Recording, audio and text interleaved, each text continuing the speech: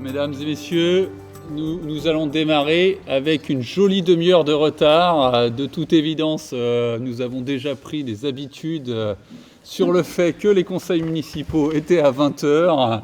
Or, celui-ci, normalement, devait démarrer à 19h30 dans le cadre notamment du contexte sanitaire.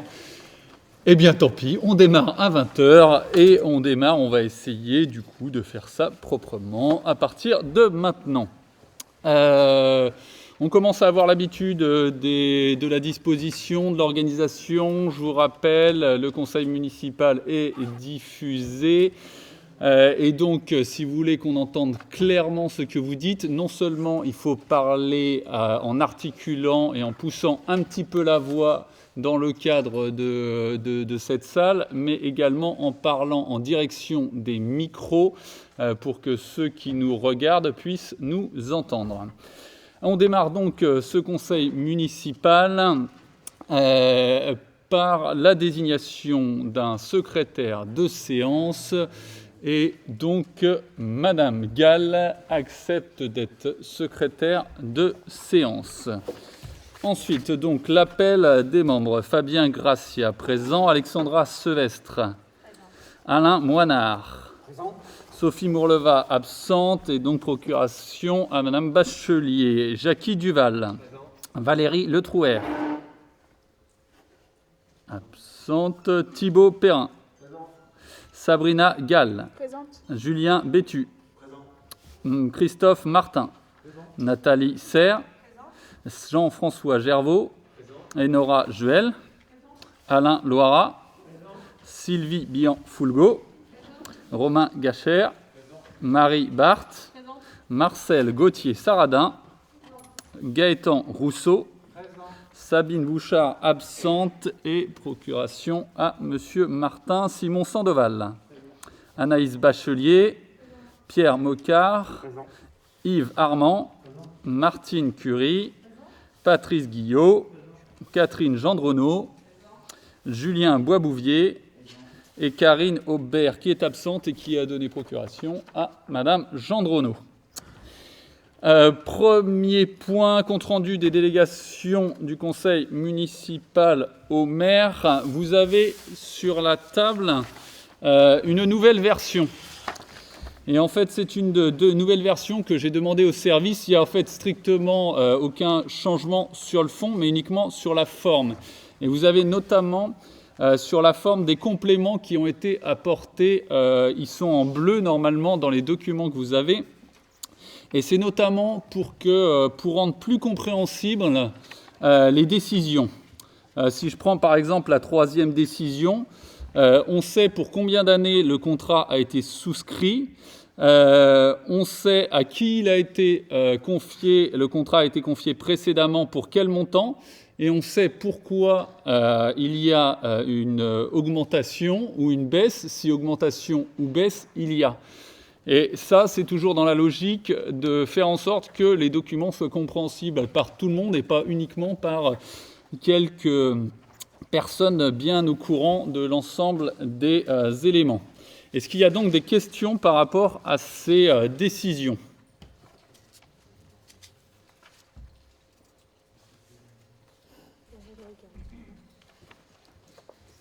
S'il n'y a pas de questions, je vous propose de passer à l'approbation du procès-verbal du dernier conseil municipal.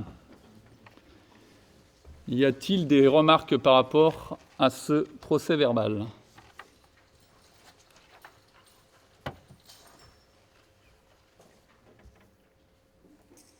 S'il n'y a pas de remarques, nous le passons au vote.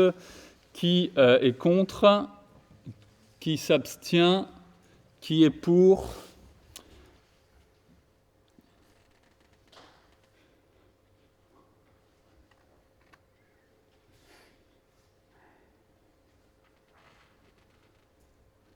« 29 voix pour ». Le procès-verbal est adopté. Avant d'attaquer spécifiquement les délibérations, quelques petits mots d'introduction. Peut-être tout d'abord vous souhaiter la bonne année. Hein. Nous ne sommes pas forcément encore tous vus. Donc, bonne année à tous, bonne santé, en espérant que, malgré les annonces que nous venons d'avoir, nous ayons une année où nous puissions enfin sortir, rencontrer nos voisins, aller chez nos amis, voir nos proches, que nous puissions peut-être retourner voir des spectacles au cinéma. Bref, en espérant qu'on puisse récupérer une vie sociale un peu plus animée, un peu plus dynamique, cette vie sociale qui fait également partie de la santé. La santé, c'est pas que le bien-être physique, c'est également un bien-être psychique et un bien-être social. Et donc, une nouvelle année qui commence où je crois les ambitions de l'équipe municipale sont confortées, sinon renforcées, notamment par finalement tous ces enjeux qui émergent avec ce contexte sanitaire qui devient aussi un contexte, une crise économique et sociale. D'abord, peut-être des problématiques de solidarité. On sait qu'on va avoir encore plus besoin de solidarité. J'ai parlé tout simplement de la solidarité pour les questions de relations sociales, mais aussi parce qu'il va y avoir davantage de personnes dans le besoin. Et donc, je sais qu'on va avoir encore plus besoin de solidarité. Peut-être encore plus besoin de démocratie. La démocratie, elle est mise à mal par des états d'urgence un peu permanents, par le fait qu'on ne puisse pas se rencontrer dans de bonnes conditions, échanger dans de bonnes conditions. Et puis parce que pour nous, la démocratie, c'est d'abord de l'intelligence collective. C'est pas seulement un maire et une équipe qui ont été élus et qui pourraient décider tout seuls de leur côté. Et puis enfin, les problématiques écologiques. On est confronté à de plus en plus peut-être de crises. Cette crise sanitaire est peut-être une crise écologique. Évidemment, c'est très très compliqué à démontrer, mais peut-être qu'il y a bien une origine écologique à cette crise sanitaire. Et donc on a un conseil municipal qui n'était pas prévu, ce conseil municipal du 14 janvier. Nous l'avons ajouté parce qu'il y a eu une contrainte d'agenda, notamment nous devons rendre un avis sur le SAGE avant le 31 janvier. Alors on aurait pu se passer de cet avis, c'est qu'un avis, on aurait pu s'en passer. Si on s'en était passé, ça voulait dire que notre avis était finalement un avis favorable. Non, en fait, on s'en est pas passé. Et notamment pour des raisons à nouveau écologiques, notamment parce que le SAGE, alors je pense qu'ici, pas grand monde connaissait le SAGE, donc le schéma d'aménagement et de gestion des eaux jusqu'à il y a peu, et pourtant c'est un document important, un document structurant de l'aménagement du territoire. Et donc c'est un document structurant, c'est un document de 400 pages, que quelques courageux de l'équipe municipale sont allés creuser. Un grand merci à ceux qui sont allés creuser ce document pour le travail fourni et parce que ça nous éclaire. Et j'espère que ça éclairera tout à l'heure les votes de chacun d'entre nous. Donc voilà, on aurait pu se passer finalement de ce conseil municipal. Non, on y tient pour des raisons écologiques, parce qu'on considère aussi que la montagne doit faire sa part. Tout le monde sait qu'en fait les collectivités territoriales ont un grand rôle autour de ces enjeux, de ces questions, et notamment un grand rôle par exemple sur quelque chose comme le réchauffement climatique. On pourrait considérer que c'est quelque chose d'un peu global, d'un peu vaste. Non, ça nous concerne concrètement. Ça nous concerne concrètement, par exemple, les feux de forêt. Alors, tout le monde entend parler ceux de Russie, Californie, Australie. Mais non, en Passe-Hélène Boucher, ici, là, à quelques centaines de mètres, il y a eu un micro-feu de forêt, ici même, il y a 2 ans. Concrètement aussi, ça se traduit par des inondations. Alors, les inondations, on pense toujours à des choses un peu démentielles au Bangladesh, etc. Non, les inondations, c'était le 1er mars, ici à la montagne, rue Jean-Mermoz, rue de la Belle Étoile, etc. On pense par exemple aux arbres qui meurent liés au réchauffement climatique. Alors, ils meurent dans le Jura, mais ils meurent précocement aussi dans le Bois des Fous. On pense aussi concrètement aux canicules. Maintenant, en fait, les canicules sont devenues une espèce d'habitude. Tous les ans, on a le droit à nos canicules. Ça se traduit concrètement par l'achat de climatiseurs ou la location de climatiseurs pour le bien-être des enfants et des personnels pour l'accueil de loisirs l'été. Je pense concrètement aussi aux sécheresses. Alors, vous avez peut-être en tête, je crois que c'est la Creuse ou la Corrèze qui était livrée à coups de camions-citernes parce qu'ils n'avaient plus d'eau du tout. Mais la sécheresse, c'est aussi à la montagne, avec des maisons montagnardes qui sont en train de fissurer parce qu'elles sont construites sur de l'argile. Et après, malheureusement, les habitants se retournent vers la mairie, demandent notamment au préfet un arrêté de catastrophe naturelle. Mais si les préfets commencent à signer des arrêtés de catastrophe naturelle pour les sécheresses, ils vont en signer systématiquement. Et ce matin, je lisais un document, là, notamment sur la future caserne des pompiers. Et notamment, il y a besoin d'une nouvelle caserne des pompiers parce que, je cite, « Les événements climatiques majeurs sont des domaines nouveaux pour lesquels le SDIS, c'est-à-dire les pompiers, sera amené à intervenir de plus en plus. » Alors, il ne faut pas qu'on s'y habitue, surtout pas, et surtout, il faut qu'on agisse. Je reviens juste sur 3 points. On a commencé à agir en préservant une zone humide, la zone de la Gaudinière toute proche, parce que c'est un réservoir de biodiversité, parce que c'est un régulateur pour les inondations, et puis parce que c'est un îlot de fraîcheur, tout simplement. Et donc, comment ça se traduit ? Au dernier bureau métropolitain, il y avait une délibération qui concernait notamment la ZAC de la Gaudinière. Je lis la délibération. La ZAC, d'une superficie de 6 hectares, était destinée à accueillir principalement de l'habitat avec une programmation prévisionnelle de 180 logements. Au vu des objectifs politiques de la nouvelle équipe municipale de la commune de la Montagne, des scénarios alternatifs à l'aménagement de ce secteur seront étudiés au cours de l'année prochaine. Par conséquent, il convient de suspendre la concession d'aménagement. On agit également, vous vous en souvenez peut-être, en étant vigilant sur les potentielles conséquences d'une technologie comme la 5G. Et on attendait notamment le rapport de l'ANSES, et il se trouve que le Haut Conseil pour le climat, donc le Haut Conseil pour le climat a été installé par le président Emmanuel Macron pour vérifier que la France, les mesures prises par la France permettaient bien d'atteindre les objectifs des accords de Paris. Donc, ce Haut Conseil pour le climat a été sollicité par le Sénat, et le Sénat a posé la question suivante. Comment maîtriser l'impact carbone de la 5G ? Le rapport, c'est une vertu souvent des scientifiques qui se respectent et d'une prudence épistémologique redoutable, toujours plein de mesures. Le rapport est écrit dans un langage de document officiel, donc c'est assez feutré. Et malgré la prudence scientifique et le langage officiel, les conclusions, elles sont limpides. Je commence par la prudence épistémologique.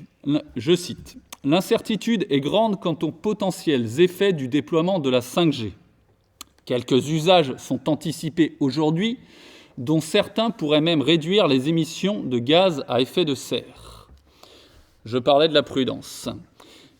Plus loin, dans la conclusion, les calculs faits par ce Haut Conseil pour le climat donnent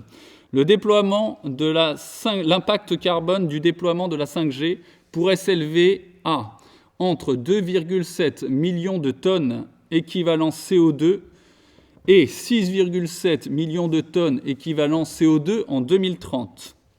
Ensuite, le déploiement de la 5G risque d'avoir un effet important sur la consommation d'électricité en France, entre 16 TWh et 40 TWh en 2030. Je ne sais pas si ces chiffres vous parlent, moi assez peu, mais je sais en tout cas que des millions de tonnes et des térawattheures, ça représente des quantités phénoménales. Et donc, ce Haut Conseil répond à la question posée, la question, je la rappelle, comment maîtriser l'impact carbone de la 5G ? Parce qu'à un moment, il faut s'engager concrètement, il faut répondre à cette question. Et donc, dernière phrase, notamment du résumé de ce rapport, En conséquence, ces émissions et cette demande d'électricité supplémentaire pour le numérique impliqueront de réduire d'autant plus les émissions et la demande d'électricité des autres secteurs de l'économie. Donc si on fait la 5G, pour compenser le surcroît de consommation énergétique et de production de CO2, il va falloir choisir dans quel secteur on va avoir les baisses qui permettront de compenser ce surcroît. L'objectif étant la neutralité carbone, l'objectif de la France. Et enfin, dernière phrase de ce résumé, à terme, la priorisation ou l'interdiction de certains usages des entreprises et des particuliers est une piste souvent évoquée. Troisième et dernier sujet sur lequel nous essayons d'agir en prenant un arrêté. Alors, un arrêté concernant globalement la question des déchets sur la collectivité, mais plus spécifiquement d'un déchet un peu particulier qui n'est pas toujours considéré comme un déchet, le déchet issu de l'usage des produits phytosanitaires. Quelques petits rappels. En 2016, la Loire-Atlantique est un des 3 départements les plus consommateurs de produits phytosanitaires. Un autre élément, la Cour des comptes, dans un rapport de février 2020, fait le bilan du plan Ecophyto. Le plan Ecophyto, il est lancé en 2008 à la suite du Grenelle de l'environnement et l'objectif était une réduction de 50% en 10 ans de l'usage des produits phytosanitaires. 10 ans, nous sommes arrivés à ces 10 ans. Bilan 2020, la quantité de produits utilisés a continué d'augmenter. Par rapport à ça, avec l'accord de l'équipe, j'ai signé un arrêté donc global sur la question des déchets, mais de tous les déchets, y compris les déchets issus des produits phytosanitaires. Et je cite l'article 3 de cet arrêté. Tout rejet de produits phytopharmaceutiques hors de la propriété à laquelle ils sont destinés constitue un dépôt de déchets et est interdit. Donc désormais, sur la commune de la Montagne, quand quelqu'un utilisera des produits phytosanitaires, il a intérêt de bien maîtriser l'usage de ces produits phytosanitaires, parce que si on ne maîtrise pas l'écoulement, par exemple, ou la dispersion dans l'air, on pourra considérer que les produits qu'il a utilisés deviennent des déchets. Voilà un peu, avant d'attaquer les questions des délibérations, quelques éléments sur, on va dire, les actions en faveur de l'écologie, quelques actions emblématiques en faveur de l'écologie que nous avons prises ces derniers temps. Y a-t-il des questions ou des remarques ou des interventions sur ces différents éléments ?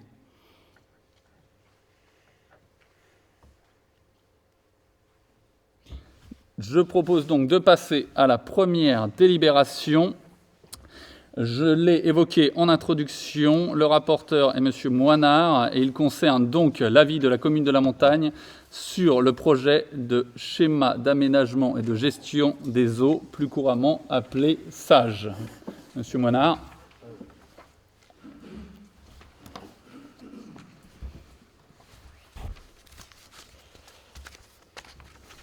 Donc effectivement, alors on était plusieurs à travailler sur ce dossier. On m'a désigné comme rapporteur, mais n'hésitez pas, mes collègues, s'il y a des oublis ou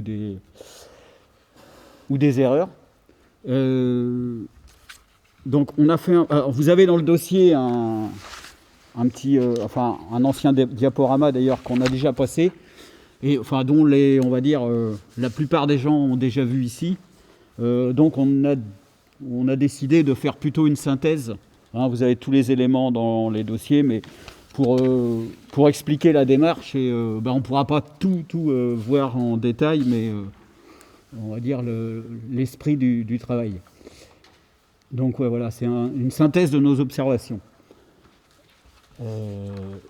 Donc vous pouvez passer celle d'après. Voilà, le SAGE. Qu'est-ce que c'est le SAGE ? Alors, pour le SAGE, celui-là, il est rentré en révision en 2017, je crois. Mais le premier SAGE, en fait, il n'y en avait pas avant. C'était 2009. Ça ne veut pas dire qu'il n'y avait pas de réglementation sur l'eau, mais le schéma d'aménagement et de gestion durable de l'estuaire, spécialement de la Loire, date de 2009. Alors, il y a une obligation, c'est de faire une évaluation environnementale avant. C'est pour ça que même le premier, ils ont fait ce qu'on appelle un état des lieux, quoi. Et le nouveau SAGE, ils ont identifié 7 enjeux. Hein, vous les avez là, gouvernance, qualité des eaux, qualité des milieux, les risques d'inondation, la gestion quantitative des eaux pluviales, le littoral, l'estuaire. Hein, c'est 2 de plus que le dernier SAGE. Parce que l'idée était aussi de comparer si le SAGE était plutôt mieux ou s'il y avait des manques par rapport à celui d'avant. Donc 2 enjeux de plus. Il y a donc, alors vous les avez là par enjeu. Chaque enjeu, il y a quelques objectifs. Et donc 31 en tout, si on prend tous les enjeux. 21 orientations, on va dire. 118 dispositions. Alors tout ça, c'est rassemblé dans un gros document. Là, c'est le plus gros du paquet, qu'on appelle le plan d'aménagement et de gestion durable.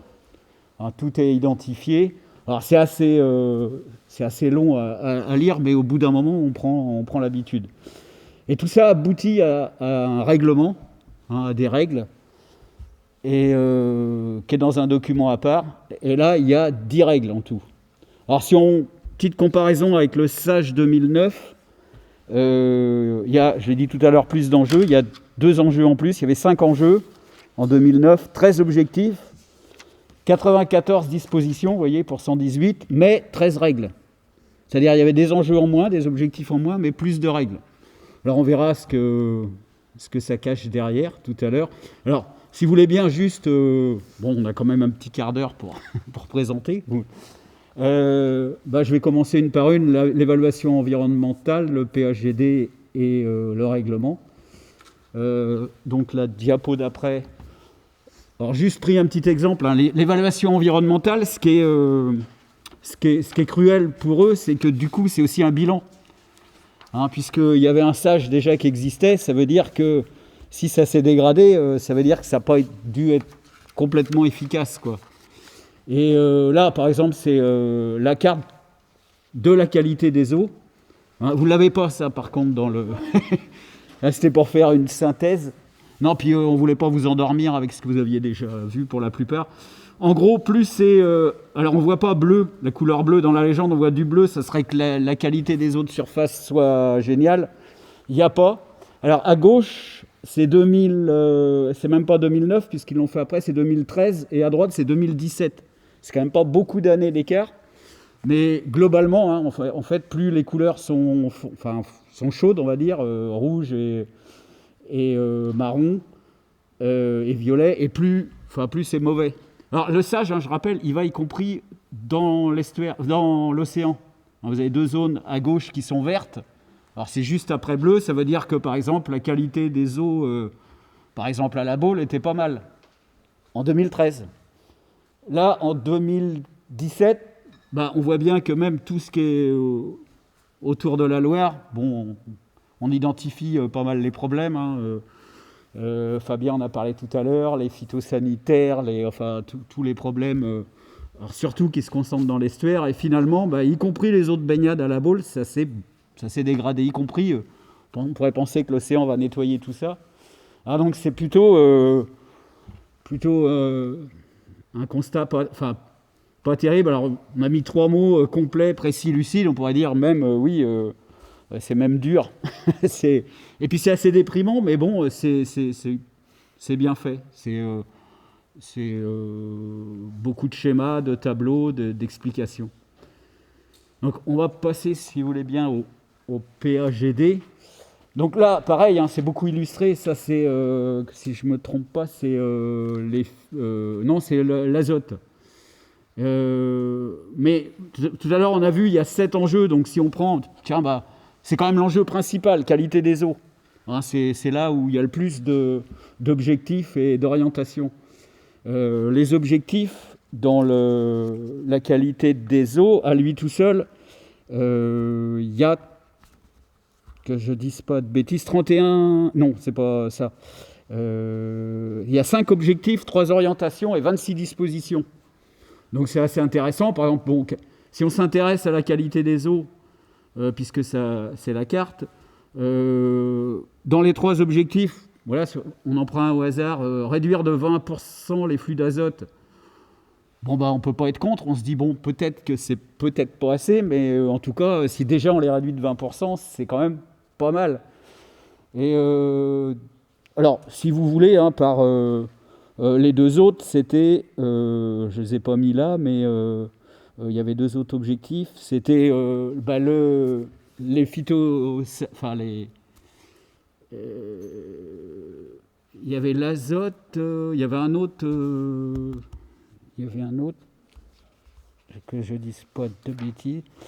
Ah oui, les flux de phosphore. Non, il y avait 5 objectifs. Satisfaire durablement les exigences de la qualité de la production d'eau potable. Ça, c'était pour l'eau potable, parce que c'est vrai qu'il ne faut pas oublier qu'on la boit. On la traite peut-être, mais on la boit. Atteindre le bon état sur la totalité des masses d'eau, ça, on ne peut pas être contre, mais c'est assez vague. C'est pour ça que je ne l'ai pas choisi. Donc, réduire de 20% l'azote et réduire de 20% les flux de phosphore. Alors, à l'horizon 2027, hein, pas avant. Donc, en allant plus loin, dans les orientations, là, il n'y en a plus que 3 orientations. Alors là, je vous ai mis réduire à la source les pollutions diverses, parce que c'était celui qui correspondait le plus, puisque les autres, c'était améliorer la connaissance de la qualité de l'eau. Bon, c'est pareil, c'est assez vague. Et réduire les impacts du système d'assainissement. C'est vrai qu'il ne faut pas l'oublier. Alors, il y a des systèmes d'assainissement qui sont très bien faits, y compris individuels, mais souvent, il y a les eaux de pluie qui se mélangent. Donc voilà, il y avait plus que 3 orientations, et dans les dispositions, il n'y en a plus que 2. Alors, équilibrer la fertilisation, puisque l'azote, ça sert à ça. La deuxième... Ah non, il y a... Ah oui. Non, je dis une bêtise, il y a 13 dispositions, mais pareil, vous avez dedans, alors je cite en vrac, promouvoir les bonnes pratiques, équilibrer la fertilisation, c'est ce que j'ai mis parce que c'est ce qui rapportait le plus, mobiliser les acteurs agricoles.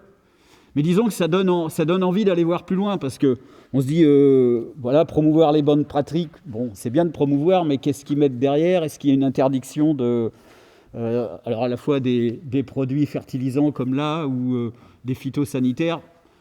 Normalement, la règle devrait être assez... Si on veut vraiment atteindre les objectifs de la bonne qualité des eaux, les règles devraient être assez drastiques, quoi. Et donc, ça donne envie. Donc, voilà, moi, globalement, hein, l'équipe qu'on était, on était vraiment assez épatés par tous ces objectifs à atteindre, par la qualité des documents. Et donc, si on va voir... Après, on est obligé de changer de document, d'aller voir dans les règles.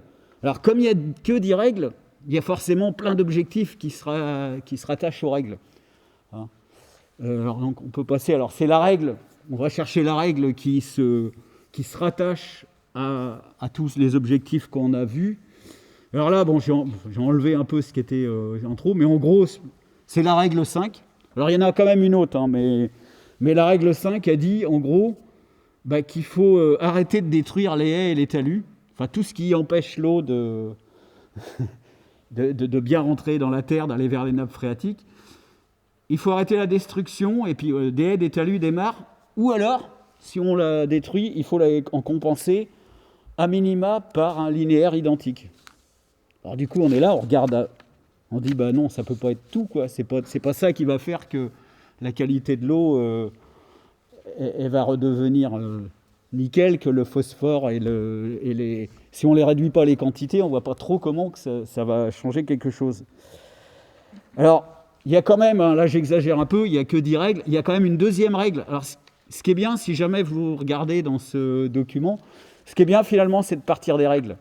Parce qu'à partir des 10 règles, elles sont assez courtes, et du coup, ils renvoient aux objectifs qui s'y rattachent, aux objectifs, aux orientations, aux dispositions. Alors, on est bien d'accord que si on arrache tous les talus et qu'on bouge toutes les mares, ça va être encore moins bien, mais pourquoi pas prendre le problème à la source ? Et il y a une autre règle qui permet de réaliser tous ces objectifs, c'est de dire, voilà, les drainages Alors là, c'est encore pire, hein, je peux vous la dire à peu près. Toute nouvelle réalisation de drainage, vous voyez les drainages, alors ça concerne beaucoup le monde agricole, hein, un maraîcher ou un viticulteur, enfin moins les viticulteurs, mais plus les maraîchers. Comme il y a des gros problèmes maintenant avec le réchauffement climatique, soit il n'y a pas du tout d'eau l'été, et là ils vont vouloir pomper dans les nappes phréatiques, dans les rivières, dans les fleuves, ou soit dans les périodes où il y a beaucoup de pluie, du coup il y a trop d'eau et ils drainent, c'est-à-dire ils mettent des drains dans la terre qui s'en vont aussi dans les rivières. Et ça, quand ils ont passé, alors surtout les pluies de printemps, vers avril-mai, c'est souvent là que les eaux sont de mauvaise qualité parce que tous les produits phytosanitaires et tous les fertilisants, ils partent dans les rivières. Donc la règle 4, qui permet aussi d'améliorer la qualité de l'eau, a dit simplement « Toute nouvelle réalisation de drainage supérieure à 5 hectares ou une extension supérieure à 5 hectares est subordonnée à la condition que le rejet d'eau de drainage ne soit pas rejeté directement. » Ça ne veut même pas dire que c'est interdit. Ça veut dire que si on veut continuer à drainer, si c'est moins de 5 hectares, on a le droit de continuer. Et si c'est supérieur à 5 hectares, il faudra faire attention. En gros, voilà, c'est ça, en gros, si je résume la règle. Hein. Et là, c'est vrai qu'on hallucine un peu, quoi. Et on a beau chercher ailleurs, non, il n'y en a pas d'autres. Hein. Donc voilà, alors la conclusion... Alors, il y a quand même une deuxième partie. Le règlement, c'est la partie la plus courte, on va dire, mais il y a une chose intéressante qui est adossée, c'est toutes les cartes. Toutes les cartes, alors voilà, j'en ai pris une au hasard, ça c'est la carte des zones humides.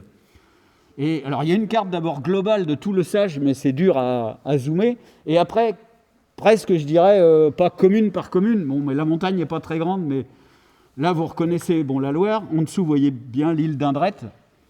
Alors, ce qui est entouré en rouge, si on regarde bien la légende, qui est donc bleu-vert foncé, c'est une zone humide de grande importance, je ne sais plus comment ils le mettent, mais une zone humide importante, une tête de bassin versant. Et bien sûr, vous reconnaissez la Gaudinière. Ce qui nous a un peu encore énervé davantage quand on a vu ce document, ça veut dire qu'ils travaillaient cette carte pendant qu'on se battait comme des fous contre ce projet. Et il faut rappeler que la clé, donc, qui est l'organisme du Sage, avait donné son accord, mais savait... ne serait-ce que par leur carte. Nous, on avait beau dire, on a fait des contre-études, elle est bien humide, c'est une tête de bassin versant, c'est absolument...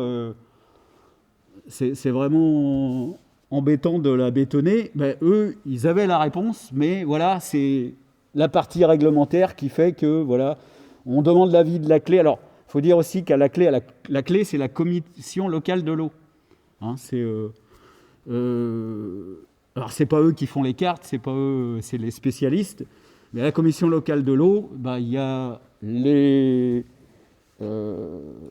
organisations agricoles, hein, la FNSEA, la Chambre d'agriculture, les industriels, enfin, il y a tout le monde. Il y a des politiques aussi, mais tout le monde a du mal à se mettre d'accord, quoi.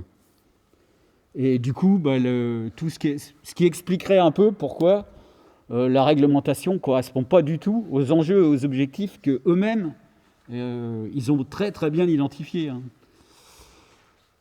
Voilà, donc notre conclusion, ça va, j'ai pas été trop long, non, ça va. Hein, vous l'avez, on va pas les lire. Ce qu'on dit, donc, c'est que le règlement n'est pas en adéquation avec le reste. On n'aime pas être négatif. C'est-à-dire que le reste nous va très bien, nous va tellement bien qu'on se dit, voilà, il faudrait booster le règlement. Alors, on n'avait pas énormément de temps vu l'épaisseur du document, mais on a repéré au moins 10 propositions. Alors, après cette échéance-là d'avis, toutes les communes doivent donner un avis. Alors, il n'y en a pas beaucoup qui l'ont fait, hein, comme le disait Fabien, mais les particuliers aussi pourront donner un avis. C'est un peu comme une enquête d'utilité publique. Il y a jusqu'au mois de mars, vous allez sur le site du Sage, et vraiment, si dans les mois qui suivent, vous avez d'autres idées, n'hésitez pas, hein, je pense qu'ils prendront tous les avis, enfin, ils sont censés au moins regarder tous les avis. Après, ça sera intéressant de voir si ça fait bouger un peu les choses. Hein, c'est un peu notre objectif. C'est pas simplement de critiquer, hein, c'est de proposer.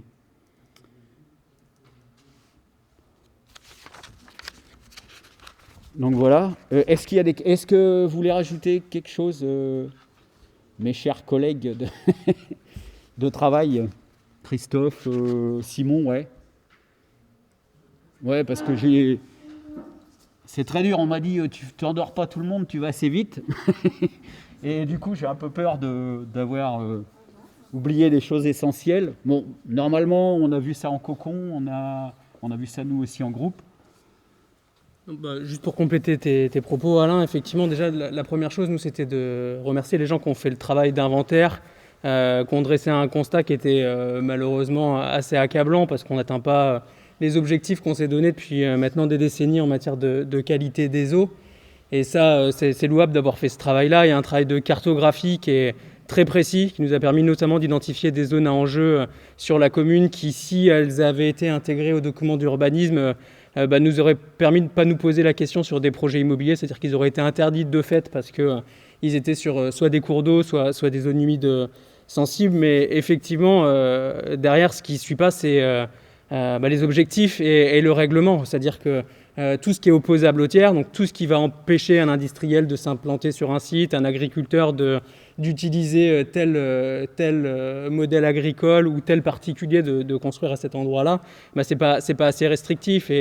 Et ce que disait Monsieur le maire dans son introduction, c'est qu'aujourd'hui, on n'a plus le temps d'attendre. C'est-à-dire que l'État français, et aujourd'hui, il y a un procès qui s'ouvre, qui sera le procès du siècle, on dit, sur l'inaction de la France par rapport au réchauffement climatique.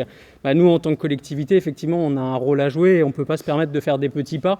Donc on souhaite que soient intégrés à ce SAGE des objectifs plus ambitieux parce qu'on a fait une revue de presse et c'est encore possible effectivement de pulvériser des produits, alors maintenant qu'on appelle phytosanitaires, mais qui sont des pesticides, qui sont faits à la base quand même pour tuer soit des plantes, soit des insectes, soit des champignons, à 50 mètres d'une cour d'école avec des enfants de 3-4 ans.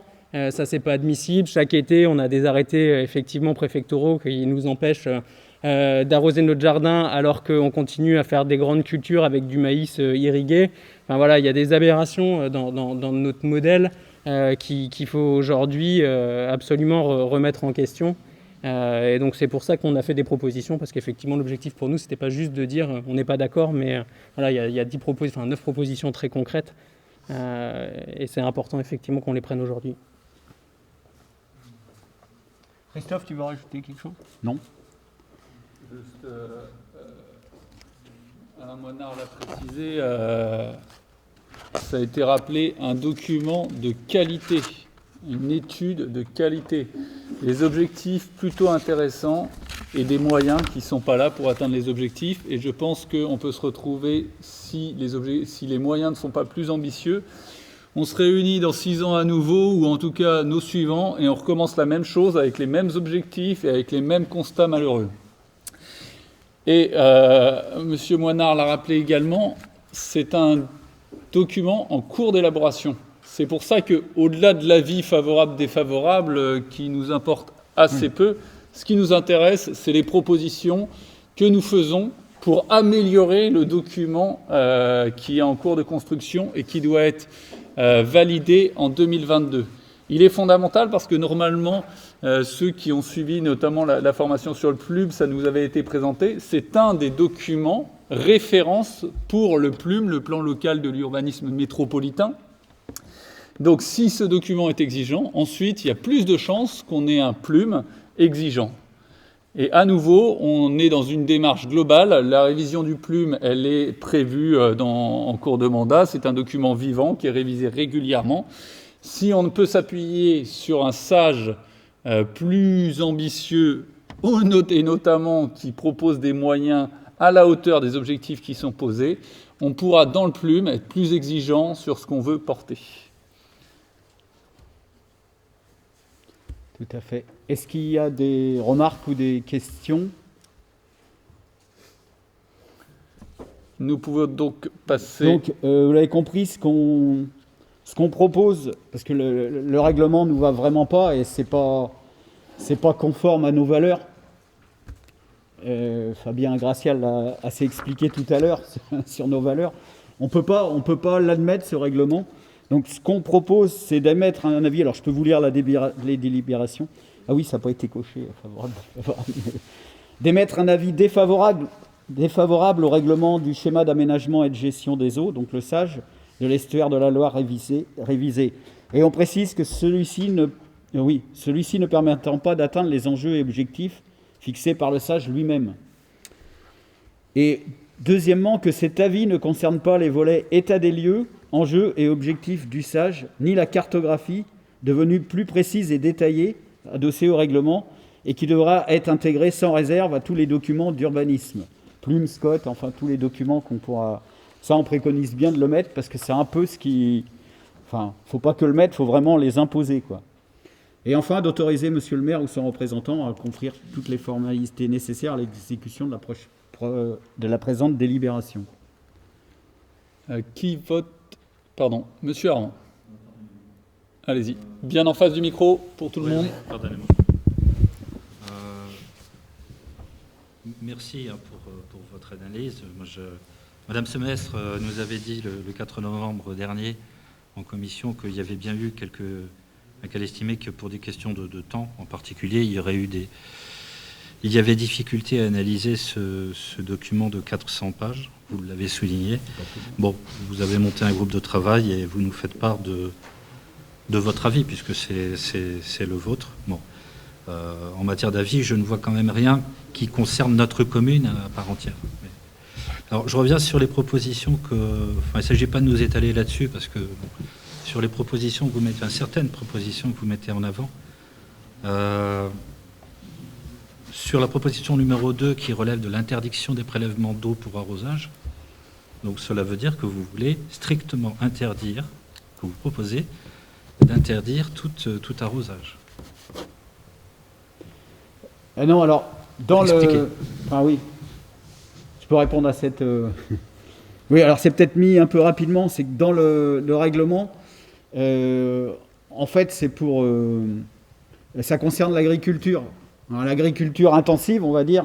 On ne parle pas de l'agriculture biologique, évidemment, hein, à cause des problèmes dus au réchauffement, de sécheresse et de périodes très sèches et de pluies très intenses. Ils sont toujours de plus en plus demandeurs de prélèvement, hein, comme on disait, et de drainage quand il pleut. Alors, c'est vrai que j'ai parlé du drainage tout à l'heure, parce que je voulais citer qu'un exemple, mais c'est vrai que le prélèvement, c'est la même chose. Et autant le SAGE, c'est vrai, a essayé de limiter le drainage, mais vous voyez bien, quand j'ai lu l'article, c'est quasiment presque pas de limite, parce que ça concerne que plus de 5 hectares et c'est pas vraiment interdit. C'est-à-dire qu'il faut faire attention de ne pas les rejeter directement, c'est-à-dire qu'il faut essayer que l'eau elle chemine un peu. Mais pour le prélèvement, ils ont fait pareil, ils ont dit « Ah, ça serait bien d'arrêter de prélever ». Et ils ont dit « Bon, bah voilà, maintenant, pareil, les grosses exploitations, ça va être interdit, enfin, on va l'interdire ». Mais pareil, ils ont mis, alors, sauf la Loire et ses affluents. Donc, comme beaucoup d'affluents dans notre département vont vers la Loire, en fait, ça revient à dire « On interdit, mais pas trop ». Ou pas du tout, quoi. Et donc, nous, on dit, bon, c'est vrai que l'agriculture industrielle et intensive, on sait qu'elle est pas viable. Il faudra bien un jour prendre des mesures. Et voilà, c'était histoire aussi de dire qu'il y avait trop de restrictions. Et voilà, en période vraiment sèche, voilà, faudra penser à autre chose, quoi. Je complète, monsieur Armand. Il y avait, donc, monsieur Menard l'a rappelé, hein, c'est dans le SAGE, il est interdit de prélever de l'eau entre le 1er avril et le 31 octobre. Donc déjà, ça paraît cohérent cette période, c'est-à-dire les périodes plutôt de sécheresse. Jusque-là, tout va bien. Sauf dans la Loire et ses affluents. Si on analyse le bassin versant, si on analyse le SAGE, bon, il ne va pas rester en fait beaucoup de points où il n'y aura pas le droit de prélever de l'eau. Une autre problématique, c'est-à-dire, j'entends que vous disiez, ça correspond, c'est pas sur notre commune. Alors directement sur notre commune. Un exemple, le sage le rappelait, il y a une problématique, c'est que avec l'étiage de la Loire qui est de plus en plus bas compte tenu des sécheresses et du fait que le chenal est régulièrement entretenu, l'eau de mer finit par remonter jusqu'à Mauves-sur-Loire, c'est-à-dire le lieu de pompage de notre future eau potable. Sachant que désaliniser de l'eau de mer, c'est une autre paire de manches que rendre potable de l'eau douce. Et donc, ce n'est pas des problématiques, entre guillemets, anecdotiques, c'est concrètement, c'est notre eau potable qui est en jeu. Pas juste on ne va pas pouvoir arroser nos jardins, non, mais on ne va pas pouvoir boire. Enfin, on ira acheter nos bouteilles, ou alors on se fera livrer comme dans je ne sais plus quel département, la Corrèze ou la Creuse, on va se faire livrer de l'eau. Ça va être compliqué, sachant que comme les autres départements auront les mêmes problématiques que nous, là en fait, on parle d'une ressource qui est vitale, avec des vraies problématiques concrètes. Si la Loire est trop basse, on ne peut plus pomper d'eau pour boire. C'est quand même questionnant. Donc pardonnez-moi, c'était ma première question. Donc moi, je comprends que dans votre proposition, votre interdiction est nette et claire. C'est binaire. Vous interdisez et c'est pour tout le monde. Moi, c'est ce que je lis. Monsieur Sandoval, si vous voulez prendre le micro. Dans la Loire ou ses Oui, affluents. on a du mal à entendre jusqu'ici. Ah oui. Oui.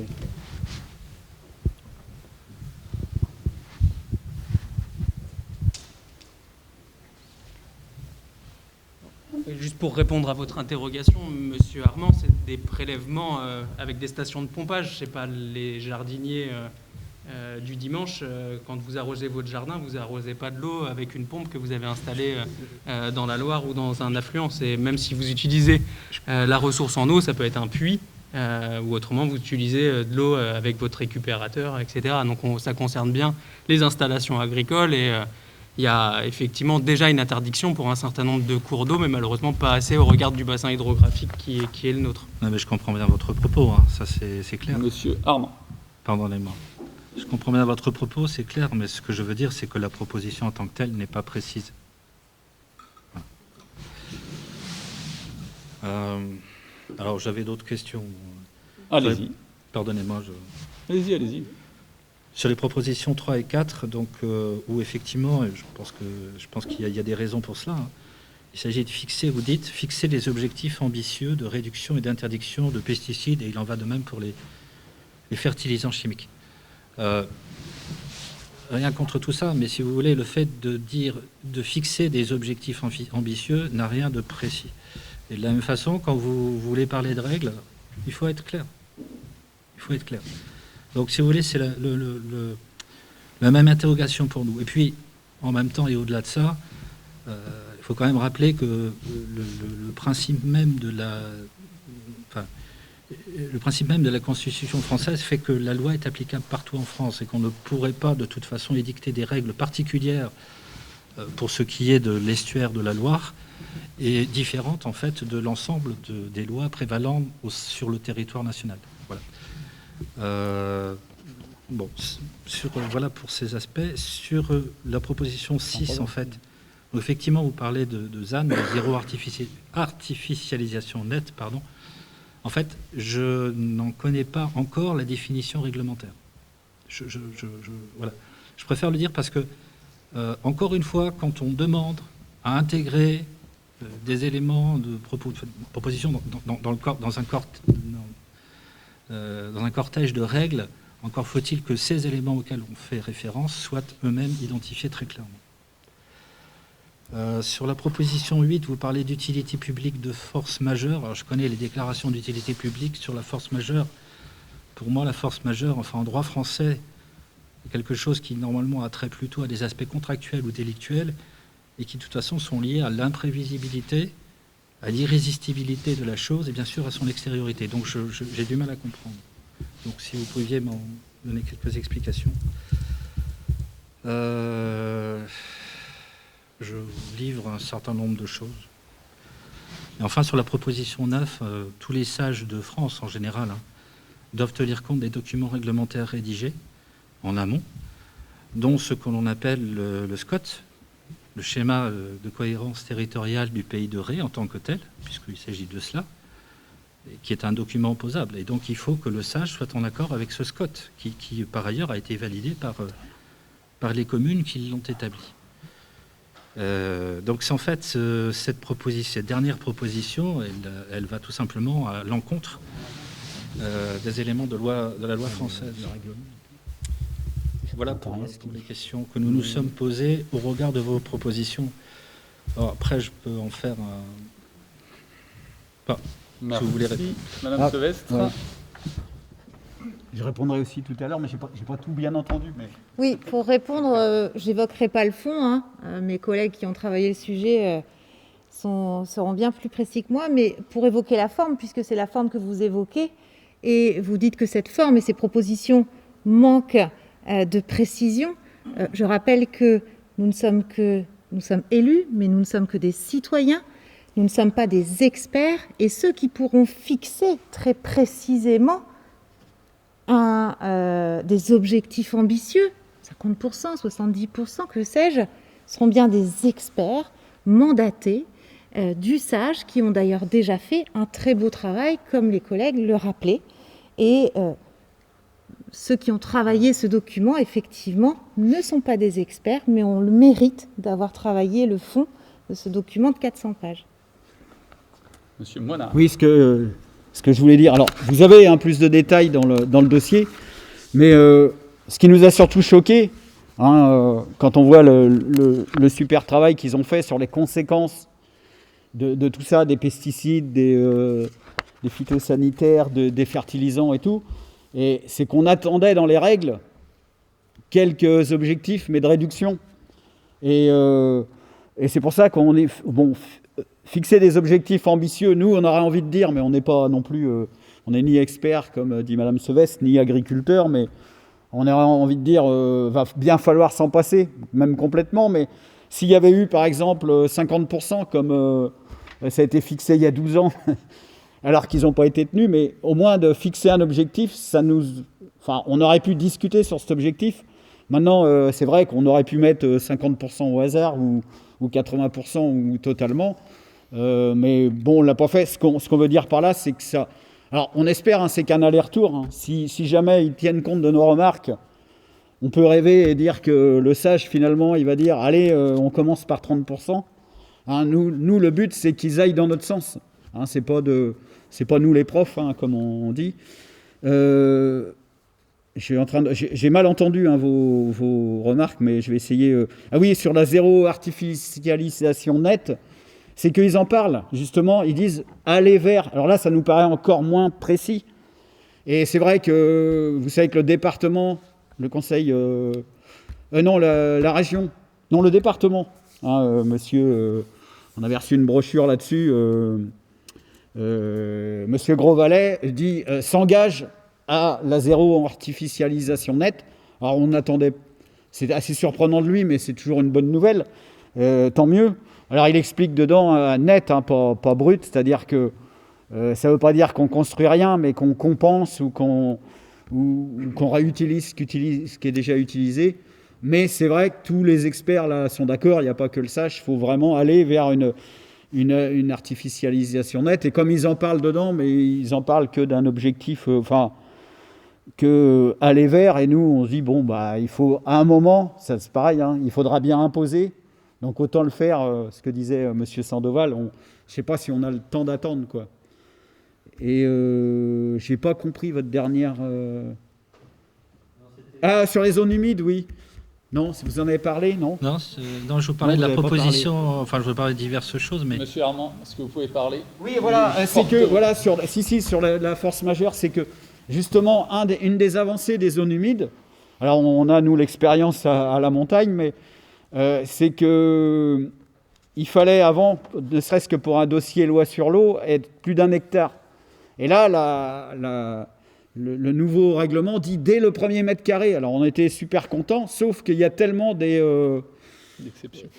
exceptions, y compris économiques, vous voyez. Alors donc, autant dire, on autorise tout. C'est-à-dire qu'ils disent, si le projet, oui, mais il n'est pas viable financièrement, il faudrait voir. On a peut-être droit de sacrifier cette zone humide. Donc, à la limite, ça ne sert à rien de dire oh ben maintenant on fait des efforts, c'est dès le premier mètre carré, mais en fait, ça sera, on a bien peur que là, ça soit 0 mètre carré, quoi. Et donc, c'est pour ça. Alors, on avait envie de dire supprimer toutes les exceptions. Mais supprimer toutes les exceptions, c'est vrai que, je ne sais pas, un hôpital, alors on a justement l'exemple sur la commune, une caserne des pompiers qui, parce qu'elle est située dans un endroit stratégique, on n'avait pas trop envie de prendre la responsabilité quand la fourgant trop loin, ça permet de ne pas sauver des vies. Et là, on voit bien que les motifs de force majeure, sauver des vies, c'est quand même... là, on peut se l'interroger, mais pour faire plaisir à un promoteur, on va dire que là, c'est pas un motif impérieux, quoi. Ou pour rendre son projet plus économique. Vous voyez, bon, alors c'est vrai que c'est pas détaillé comme ça dans la règle, mais on l'avait mis pareil dans le dossier. Hein. Il y a tellement d'exceptions que la règle a fini par être complètement inutile, quoi. Monsieur Perrin. Il y a Simon. Et ensuite, Monsieur Sandoval. Simplement, Monsieur Armand, vous citiez, vous disiez en fin de votre intervention que le SCOT s'impose au SAGE, c'est-à-dire le schéma de cohérence territoriale. En fait, c'est l'inverse. C'est l'inverse. C'est-à-dire le schéma d'aménagement et de gestion des eaux s'impose au SCOT. Et le SAGE va permettre de fonder en fait du SAGE, du schéma d'aménagement et de gestion des eaux, vont dépendre tous les documents d'urbanisme et d'aménagement de tout le territoire sur tout le bassin versant, et c'est pour ça que cette discussion, on a voulu l'avoir ce soir et qu'elle est importante. C'est un document qui va faire, qui est le socle de toutes les politiques d'aménagement. Merci. Monsieur Sandoval. Juridique sur parce qu'effectivement il y a l'utilité publique, là c'est l'exemple du SDIS, et le cas de force majeure, effectivement, qui est un événement qui est imprévisible et qui est irrésistible, c'est la catastrophe naturelle. La catastrophe naturelle, c'est un élément qui va rentrer dans la force majeure. Alors ça, par exemple, c'est pas sur le cas des zones humides, mais admettons, on interdit tous les prélèvements d'eau dans la Loire ou dans ses affluents, et vous avez un feu de forêt. Effectivement, on ne va pas empêcher des pompiers d'aller pomper de l'eau dans la Loire pour éteindre un feu de forêt ou faire passer un canadair. Là, on pourrait être dans une situation équivalente sur la destruction d'une zone humide si on devait, suite à une catastrophe naturelle, installer un hôpital de campagne ou je ne sais quel autre équipement qui pourrait s'inscrire dans ce cadre-là. Donc effectivement, je pense que juridiquement, c'est admissible. Merci. Est-ce qu'il y a d'autres? Madame Gendrenou. Juste une intervention courte, mais pour préciser qu'en fait, moi j'ai aussi regardé ce qu'avait fait notre métropole sur le vote du SAGE, et qu'on reconnaît quand même que, et vous l'avez dit à multiples fois, que le travail qui a été effectué, il est quand même important. Donc c'est pour ça que notre groupe votera favorable sur le SAGE, ce qui n'empêche pas, comme l'a fait notre métropole, de faire une annexe avec des observations. Et c'est peut-être quelque chose qui vous aura été...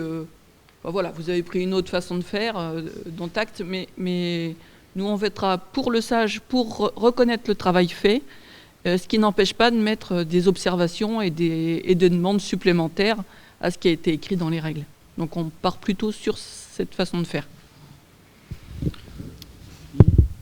Monsieur Armand, Monsieur Sandoval. Oui, Monsieur donc pour notre côté, et par rapport à votre avis, que nous considérons, pour les raisons que nous venons d'expliquer, parfois imprécis, peut-être parfois contraires à la loi ou peut-être même à la Constitution, dans la mesure où vous demandez des choses qui seraient, selon vous, qu'il serait bon d'appliquer donc sur le territoire, enfin sur le périmètre du SAGE de l'Estuaire de Loire, mais pas ailleurs en France. Bon, pour ces raisons-là, donc, nous serions enclins à voter contre votre avis, a priori. Bon, d'une façon plus tempérée.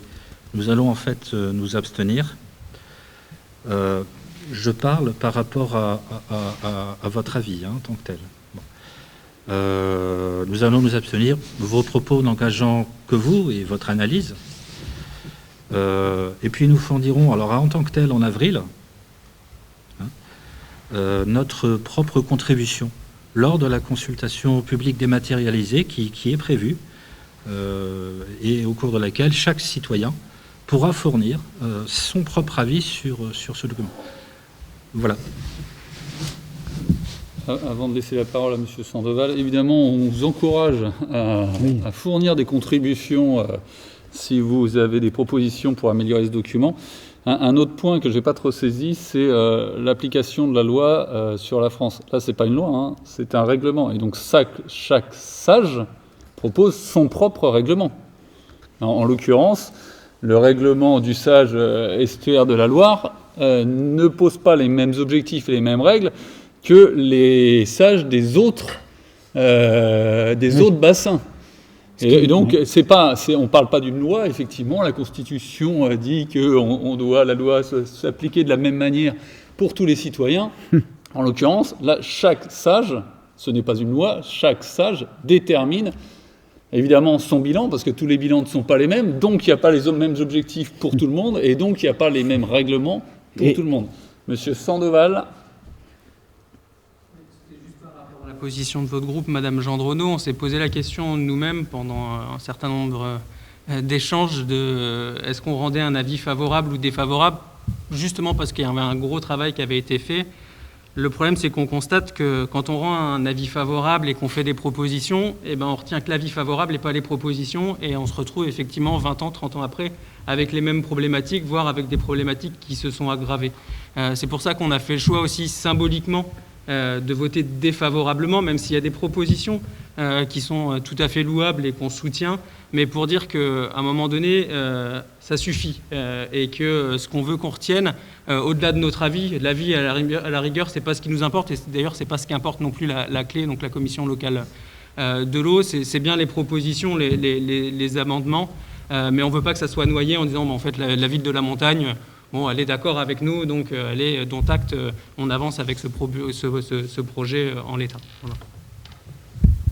Et pour compléter ce que dit Monsieur Sandoval, on a été voir un peu partout, hein, on a demandé l'avis de pas mal de personnes aussi, et y compris, on a demandé un avis, on a contacté une association environnementaliste en Bretagne vivante, pour ne pas la citer, et on a eu un membre de la clé, donc qui donne des avis, et pour le titiller un peu quand même, je me dis, on leur a dit, c'est vraiment super ce que vous faites, mais on comprend comment vous n'avez pas... comment vous laissiez faire, par exemple, la Godinière, mais Notre-Dame-des-Landes, le Carnet. Et là, il nous a dit, ouais, là, on va changer de stratégie. C'est-à-dire, ils avaient un peu la même que la vôtre, en disant, en fait, évidemment, c'est très compliqué à se mettre d'accord. Et ce qu'on disait toujours, histoire de ménager tout le monde, on donnait un avis favorable avec tellement de restrictions qu'on se disait, de toute façon, s'ils prennent toutes les restrictions en compte, soit ça ne sera pas faisable, ou soit ils vont aménager le truc tellement bien. Et dit les restrictions, en fait, c'est exactement ce que disait M. Sandoval. Les restrictions, elles partaient, le préfet on oubliait déjà plusieurs, et puis tout ce qui était retenu, c'était avis favorable. Et bon, c'est vrai que c'est une stratégie comme une autre, hein, on ne juge pas, mais voilà, c'est ce qui nous a poussé à faire celle-là, parce qu'en fait, là on rend un avis défavorable pour le règlement, mais rien n'empêche que le sage, il tienne compte de notre avis, il tienne compte de nos propositions, et pour essayer de nous faire changer d'avis, quoi. Voilà, c'était la démarche. Et pour le règlement, oui, effectivement, chaque sage a son règlement. Alors, une particularité, c'est que Nantes Métropole, pour parler que d'elle, a 3 sages dans la même métropole, dont certaines communes comme Bouaye, par exemple, qui a 2 sages sur sa commune. Le sage Grandlieu et le sage, sage Estuaire. Vertou, qui est, je crois, la seule commune qui n'est pas concernée par le sage Estuaire de la Loire, puisqu'il est entièrement sur le sage Marais de Goulaine, je ne sais plus, un truc comme ça. Ou Vignoble, je ne sais plus. Donc ça donne des situations un peu particulières, effectivement. Y a-t-il d'autres prises de parole ? Je propose donc de mettre cette délibération aux voix. Qui vote contre ? Alors, contre notre avis défavorable, tu veux dire ? Quand je demande qui vote contre, c'est qui vote contre la proposition, c'est-à-dire contre l'avis défavorable. Du règlement, quoi. C'est une double négation, évidemment, toujours un peu piégeuse, la double négation. Donc, si vous votez contre, vous votez contre l'avis défavorable. Donc, Si vous votez pour l'avis défavorable. Est-ce que c'est clair pour tout le monde? Donc, qui voilà, je vote préférerais contre? préciser, oui. 3 votes contre. Qui s'abstient? 3 abstentions. 3 abstentions. Qui vote pour?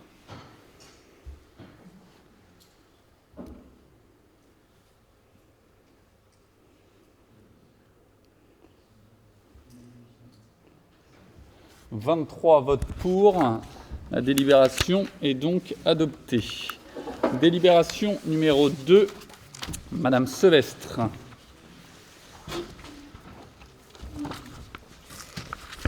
Donc, à l'image de la délibération pour laquelle nous avons été défavorables au conseil municipal du 1er décembre sur l'ouverture 4 dimanches d'affilée en décembre 2021 des commerces selon une taille qui était précisée, bien à nouveau une délibération pour laquelle le comité consultatif cadre de vie a émis un avis défavorable à l'ouverture des commerces, cette fois-ci sans précision et sans limite de surface, alimentaire ou non alimentaire, les dimanches 24 janvier 2021 et 7 février 2021 dans le cadre des soldes d'hiver.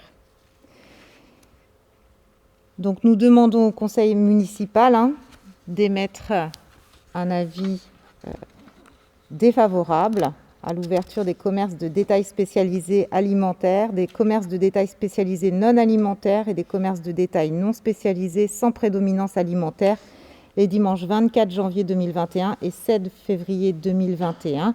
Les élus du groupe DRALM n'ont pas changé de position depuis le CM du 1er décembre 2020 sur cette question de l'ouverture des commerces le dimanche. Avez-vous des questions? Vous en avez terminé, Madame Sevestre? Oui. D'accord.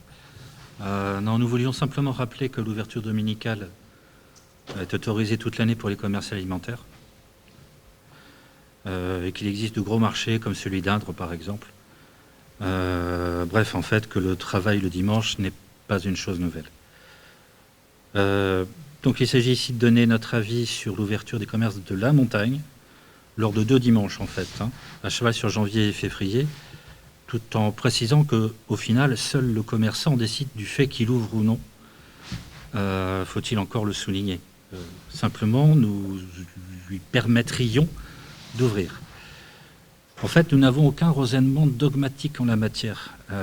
Nous avons cherché à obtenir le point de vue d'un certain nombre de commerçants. Avec bien trop peu de temps, c'est vrai. Les quelques remontées que nous avons ne nous permettent pas réellement d'être statistiquement, de fournir en tout cas un point de vue statistiquement clair. Mais s'il fallait en faire état auprès du conseil municipal de la montagne, les quelques remontées que nous avons demandent l'ouverture dominicale. En fait, la non-ouverture dominicale que vous souhaitez imposer nous semble à cet égard triplement, entre guillemets, défavorable. Défavorable parce que les quelques commerçants avec lesquels nous avons discuté nous ont tous dit qu'ils seraient favorables à l'ouverture dominicale. Défavorable, avis défavorable, ensuite parce que, nous le rappelons, seul le commerçant décide d'ouvrir ou de ne pas ouvrir, et s'il ouvre, en tout cas sur la commune de la montagne, ce n'est certainement pas du fait d'une logique de compétition obligatoire, mais tout simplement pour améliorer son pouvoir d'achat. Je crois qu'il ne faut pas l'oublier. Et enfin, 3e point, parce que certains de ces mêmes commerçants ayant appris aujourd'hui même la généralisation du couvre-feu à 18h, nous ont déjà fait remonter qu'ils souhaitaient réellement obtenir cette ouverture, à minima donc, sur ces 2 dimanches à venir. Et donc, ils l'ont exprimé haut et fort. Nous ne faisons ici que reporter leur avis, rien d'autre. Donc, pour cette raison, nous allons voter pour l'ouverture dominicale, en lien donc avec le retour que nous avons eu, tout en précisant que nous n'avons pas un retour statistiquement suffisamment large du fait du peu de temps que nous avons eu avant ce conseil. Voilà, nous préférons donc avoir une approche absolument non dogmatique en la matière et tout simplement écouter les diverses personnes qui, en l'occurrence, sont incriminées, à savoir les commerçants. Alors, si je peux répondre, hein, nous respectons bien sûr votre avis, votre volonté. Néanmoins, si ce n'est pas trop demandé, parce que ça n'a rien de secret, pourriez-vous nous dire quels sont les commerçants qui vous ont fait des remontées favorables à l'ouverture dimanche? Je rappelle que sur notre commune, les petits commerces de centre-bourg, Carrefour Market, les boulangeries, l'essentiel de nos commerces sont des artisans et ouvrent librement le dimanche matin. Ceux qui souhaiteraient ouvrir sans limitation de surface, je l'ai bien précisé par rapport à la délibération sur laquelle nous avons eu à nous exprimer en décembre, on le comprend bien, c'est Hyper U, c'est Distri Center, c'est ce type de magasins qui n'ont pas l'autorisation au-delà. Et si je vous rejoins, bien sûr que le directeur d'Hyper U ou son gérant a envie d'ouvrir Hyper U le dimanche pour augmenter son chiffre d'affaires. Maintenant, est-ce que ces caissières ont envie d'aller travailler le dimanche? Auront-elles le choix de refuser? Et l'ensemble du personnel d'Hyper U. Voilà pourquoi le groupe DRALM s'oppose et s'opposera toujours à l'ouverture dominicale. Nous avons été clairs, mais nous respectons votre avis. Il aurait cependant été intéressant que, parce que justement je suis élue en charge de l'économie locale, il aurait été intéressant de savoir quels sont les commerçants qui vous ont fait cette remontée. Ainsi, j'aurais pu les contacter et avoir une discussion avec eux sur la position de notre groupe politique et de la municipalité. Alors, je vais vous répondre. Je vais apporter un complément. Pour le coup, justement, on ne peut pas, la loi ne nous permet pas de différencier quel commerce pourrait ouvrir le dimanche. Là, tout à l'heure, vous citiez l'application de la loi pour tout le monde. On avait eu la problématique avec l'exonération de la taxe locale sur la publicité extérieure. Pendant un moment, il était question d'exonérer uniquement ceux qui avaient été pénalisés dans le cadre du confinement notamment.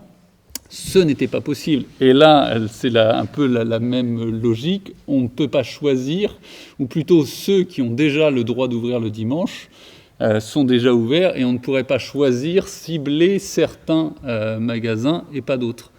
À moins que... parce que j'entends que les commerçants qui vous ont fait des retours, c'est pour ça que la question de Mme Sevette, c'était intéressant. S'agit-il du propriétaire d'Hyper U, ou s'agit-il de quelqu'un qui travaille tout seul et en gros qui fait sa vie de commerçant? C'est là où on n'est pas sur les mêmes problématiques d'ouverture le dimanche. Avec soit d'un côté, il y a quelqu'un qui impose l'ouverture du dimanche à l'ensemble des salariés d'une structure importante. De l'autre côté, il y a quelqu'un qui travaille pour lui et finalement qui est libre d'ouvrir ou pas le dimanche. Monsieur Armand. Je vais vous préciser les choses. Bon, je ne vais pas vous répondre nominativement parce que il me semble que c'est absolument hors de propos. Simplement, ça n'a rien à voir, ça je vous le dis en tout cas, avec la direction de l'Hyper U, que je ne connais pas et soyons clairs. Non, ce sont des indépendants. Je ne dis vraiment pas la raison. Pourquoi ne pas non, mais madame, permettez-moi de finir. Ce sont des indépendants et en fait, ce que je peux vous dire, c'est peut-être faudrait-il que vous preniez contact avec ces indépendants. Autant faut-il que vous m'en donniez les noms, monsieur. Manifestement, voilà. Monsieur Armand, terminé. Allez-y. Donc voilà. Voilà, nous vous faisons part du retour d'un certain nombre, un petit nombre, et nous le précisons, d'indépendants. Il serait bon pour la prochaine fois, en fait, que l'on puisse avoir le retour plus global des divers commerçants, des divers indépendants. Je ne vous parle pas de la grosse surface que nous avons sur notre territoire, hein, de façon à pouvoir, quelque part, fournir un avis non dogmatique et fondé. Voilà. Madame Sélestre, vous vouliez... Je peux Madame juste Gendronneau, préciser alors. avant M. Sandoval et Mme Gendronneau. J'ai eu un retour des commerçants suite au conseil municipal du 1er décembre et à la délibération que nous avons prise, puisque j'ai eu l'occasion d'organiser une visio avec des commerçants de la montagne. Et je peux vous dire que, par exemple,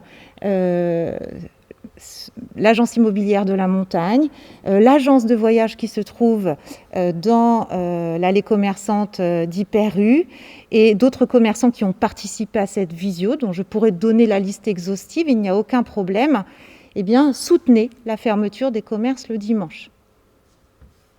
Madame Gendronneau. Du groupe La Montagne pour tous, où nous soutenons en fait votre position de fermeture des magasins le dimanche. En effet, on ne peut pas imposer à des salariés de venir travailler, et on sait très bien comment ça se passe dans ces cas-là. C'est soi-disant au volontariat, mais les pressions qui sont portées sur les salariés lorsque c'est ouvert vont bien au-delà du volontariat, et donc les gens viennent travailler parce qu'ils sont un peu contraints.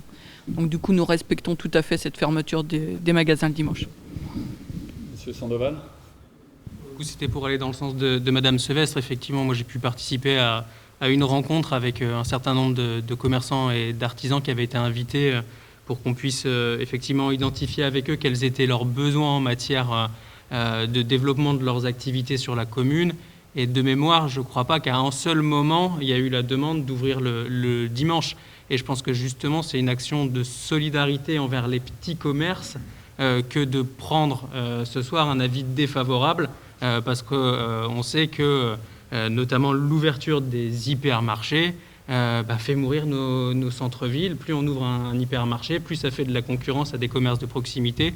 Vous citiez le marché notamment d'Indre. Je préfère qu'effectivement ces 2 dimanches-là, les personnes aillent faire des achats en plein air plutôt que se retrouver entassées dans un hypermarché. Et vous en conviendrez que d'un point de vue purement sanitaire, ça sera sûrement meilleur pour leur santé. Merci. Y a-t-il d'autres interventions? Passons au vote. Qui vote contre cette délibération? Donc contre l'avis défavorable. Double négation.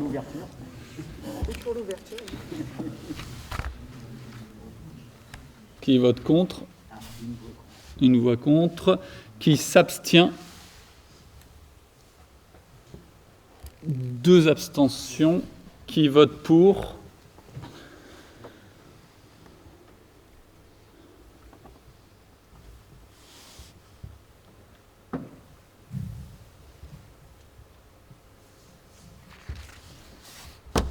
Je pense que j'ai fait une erreur en comptant. Je suis à 26, ça fait trop de monde, ça. Si, c'est bon. Eh bien, je n'ai pas fait d'erreur en comptant. 3e délibération. Monsieur Moinard.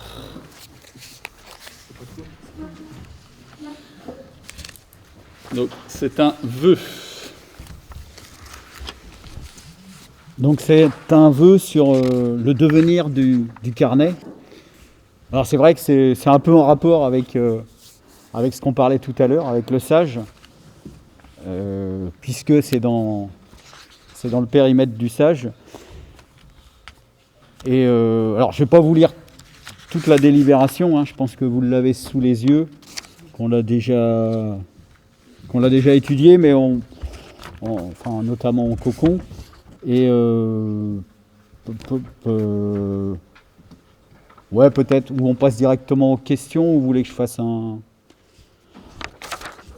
On va dire que pour résumer, pour relier, disons, au sujet du sage, j'ai pas précisé tout à l'heure, j'ai dit qu'on avait pris pas mal de renseignements à droite à gauche. Il y en a un qu'on n'avait pas eu pendant nos travaux, c'est l'autorité environnementale, qui est quand même une structure, on va dire, d'État. Et elle est tombée, normalement, elle devait arriver qu'en janvier, mais elle est tombée un peu avant, juste quand on terminait notre travail. Et il faut dire que si vous nous avez trouvé un peu dur à voter contre le règlement, elle était beaucoup plus sévère que nous. Et là-dessus, c'est marrant, ça nous a un peu interpellés. Ils appelaient ça une faute, carrément, une faute de parler, parce que c'est un sujet qu'ils avaient rajouté, l'estuaire, ça faisait partie d'un des 7 enjeux. Et rajouter cet enjeu qui est hyper important, puisque pour tous les problèmes qu'on parlait un peu tout à l'heure, la remontée du bouchon vaseux, enfin la différence de hauteur d'eau, enfin les corridors écologiques, puisque le nord est très industrialisé, et finalement les espèces, au sud, ils arrivent encore à trouver des endroits où il n'y a pas trop de lumière. Les espaces naturels, évidemment, les zones humides. On pourrait tout synthétiser, tous les problèmes, les enjeux sur cette partie du carnet. Donc c'est vrai que on était finalement, nous on ne l'avait pas mis dans nos conclusions, mais on avait envie de toute façon depuis longtemps de parler, de s'interroger sur le devenir de cet espace qui est quand même à côté de chez nous, qui nous concerne directement. Donc voilà, on propose évidemment de protéger cet espace. Peut-être si vous avez des questions avant, ou des remarques ou des réflexions, et puis je vous lirai, ou vous préférez que je vous lise d'abord? Si, Fabien? Un complément, là, tout à l'heure, M. Moinard présentait une carte où il y avait les zones humides stratégiques pour la gestion de l'eau. Le site du Carnet, dans son immense, quasiment totalité, est une zone stratégique, une zone humide stratégique pour la gestion de l'eau au regard du SAGE.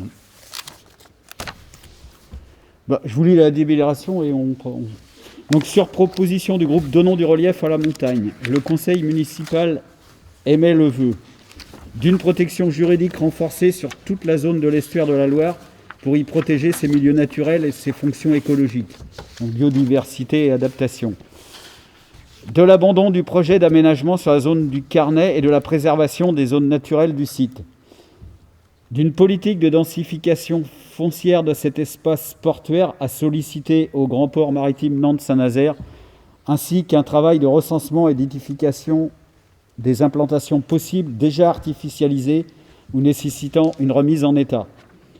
De l'arrêt du développement des sites clés en main, contraire au droit de l'environnement, à la bonne gestion de nos ressources. Oui, je ne l'ai pas dit tout à l'heure, si je l'ai dit, autant aller vers ce qui est déjà artificialisé.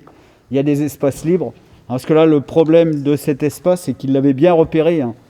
Je vous rappelle qu'il y a une vingtaine d'années, il y avait un projet de centrale nucléaire. Et donc, le site était un peu déjà identifié. Ils se sont dit, ça, c'est à nous. Et donc, voilà, c'est pour ça qu'ils ne savent pas encore... Enfin, ils pensent y développer des éoliennes pour aller en mer, mais ce n'est pas le seul site. Mais bon, ils se disent, on va déjà le remblayer, on va le préparer, et ce sera ce qu'on appelle un site clé en main. C'est-à-dire, on détruit, et après, on voit ce qu'on en fait, en gros.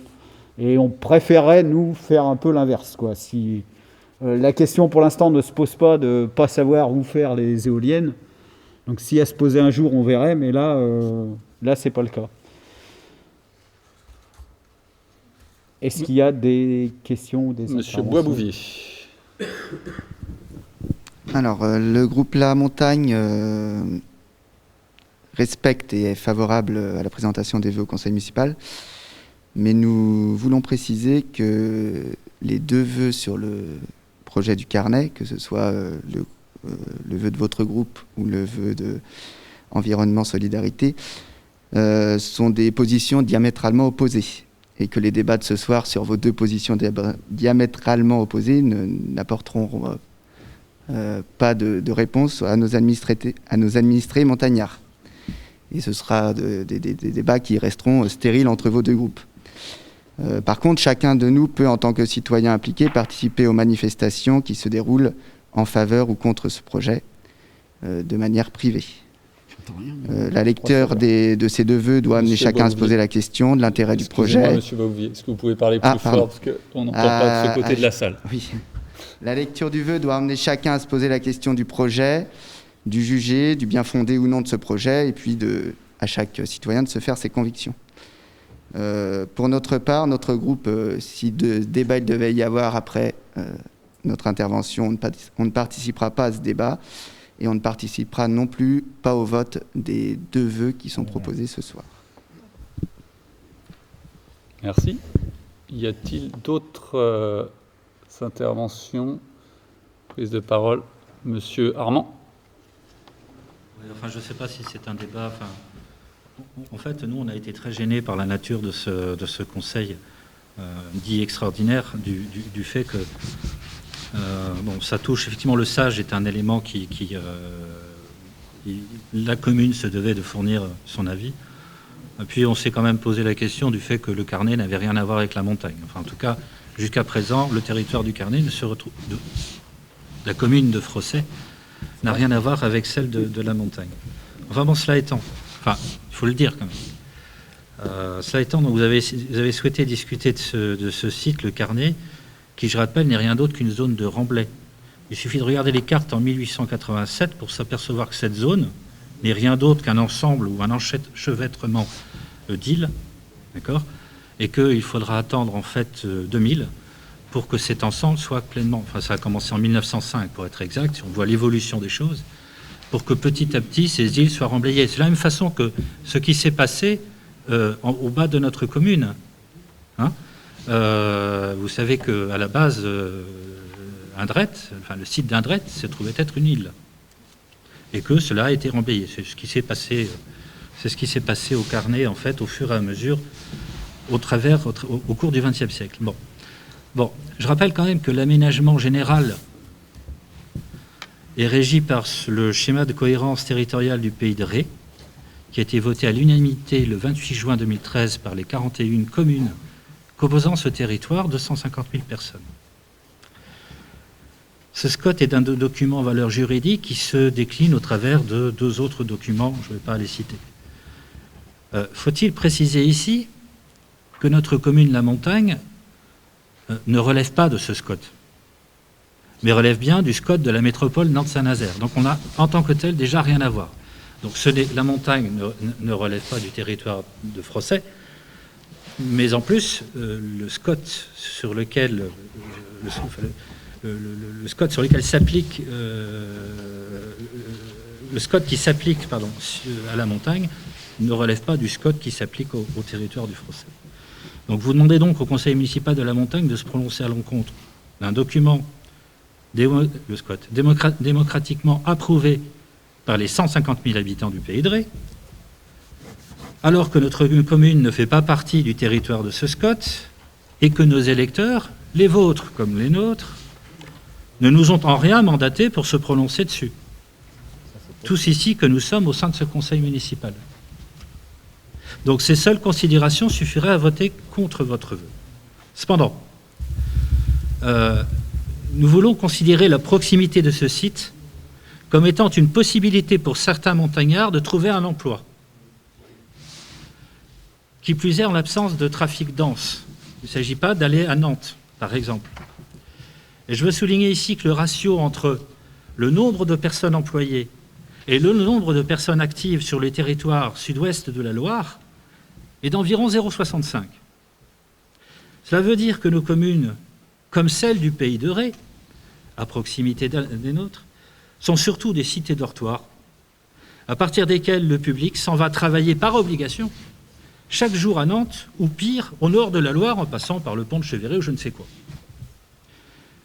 Bref, constatant que la plupart des activités économiques se trouvent donc installées aujourd'hui au nord de la Loire, cette assemblée de communes du Pays de Ré a décidé d'identifier sur son territoire des zones d'activité économique, dont 3 majeures, et parmi ces 3 zones d'activité majeures se trouve être la zone du Carnet. Nous n'allons pas vous parler du Grand Port Maritime, ça n'est pas du tout ça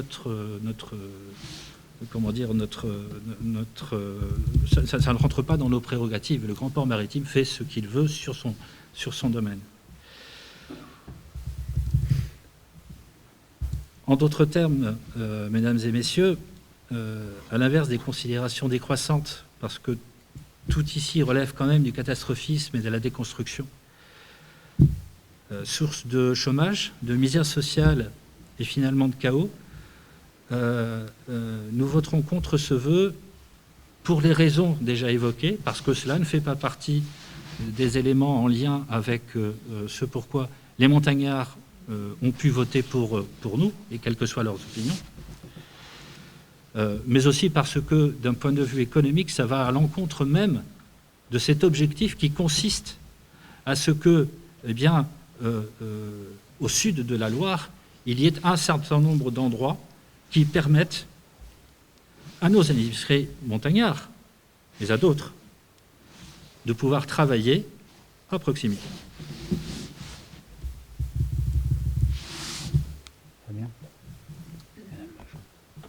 Madame Gendreau, je suis surpris de voir votre main levée à la suite des propos de Monsieur Boisbouvier. Monsieur Boisbouvier vient de me dire, mais on a dit qu'on ne participait pas, mais je ne peux pas. C'est pas possible, excusez-moi. C'est plus fort que vous. C'est plus fort que moi, je ne peux pas laisser dire un certain nombre Donc, de Madame choses. Gendreau, Désolé. qui ne participe pas, mais qui s'exprime Je quand même. participe pas, mais qui va s'exprimer pas très longtemps, mais un tout petit peu quand même. Parce qu'il y a des choses qui sont plus fortes que moi, là. Il faut que je pense que Monsieur Armand, vous avez une méconnaissance du territoire qui m'effraie. Et c'est pas à moi de défendre obligatoirement ce territoire, mais la ville de la Montagne est loin d'être une ville dortoir, comme vous dites. Il y a plus de 1200 emplois sur cette commune, portés par des artisans, des commerçants. Et je trouve que dire que la Montagne, avec 6000 habitants et avoir 1200 emplois, on est loin, mais très très loin d'être une ville dortoir. Est-ce qu'il y a donc Monsieur Sandoval, puis Monsieur Armand? Est-ce qu'il y a d'autres prises de parole?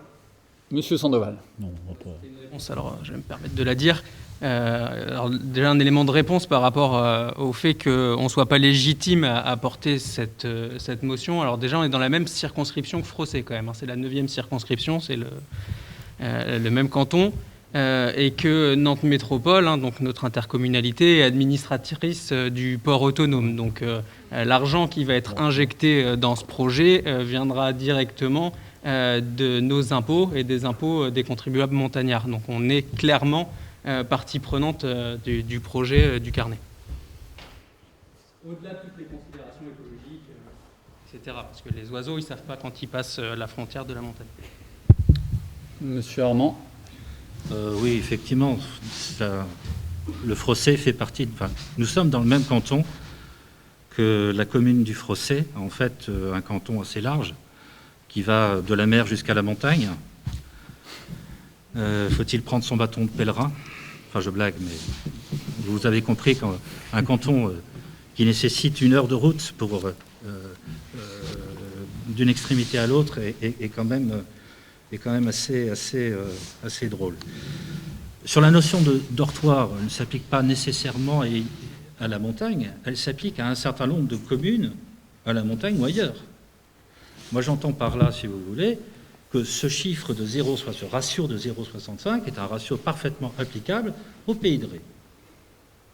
Et il suffit de prendre la 2 fois 2 voies le matin pour comprendre à quel point, effectivement, la notion de dortoir et cette obligation pour un grand nombre de personnes, certains montagnards et d'autres peut-être habitant à Boye, à Saint-Jean-de-Boiseau, je ne sais, d'accord, que d'aller à Nantes ou que de traverser le pont de Chéverry pour aller travailler de l'autre côté de la Loire, d'accord, relève bien effectivement d'une situation pour laquelle, territorialement,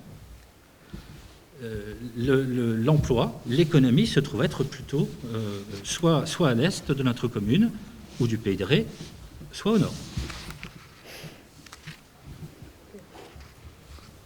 Il y a d'autres demandes de parole. Je voulais revenir sur un des éléments que vous avez évoqué au tout début. Vous avez fait un rappel historique. Et vous avez raison, hein, l'estuaire de la Loire a été très largement modifié, archi-modifié, jusqu'à très récemment. Et il se trouve que globalement, en fait, l'ensemble du territoire français est un territoire artificialisé.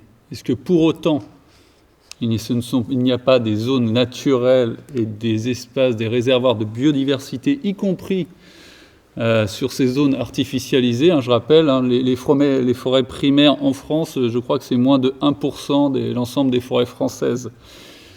Et cette artificialisation des territoires, y compris récente, n'empêche pas la richesse de la biodiversité ou d'un système ou d'un système naturel. Je m'en arrêterai là. Est-ce qu'il y a d'autres demandes de parole? S'il n'y a pas d'autres demandes de parole, mettons cette délibération, ce vœu, au vote. Qui vote contre?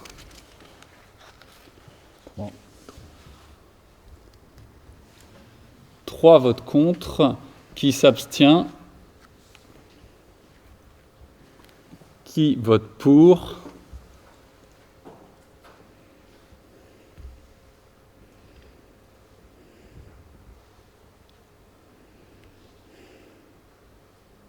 « 23 votes pour et donc 3 personnes qui ne prennent pas part au vote. »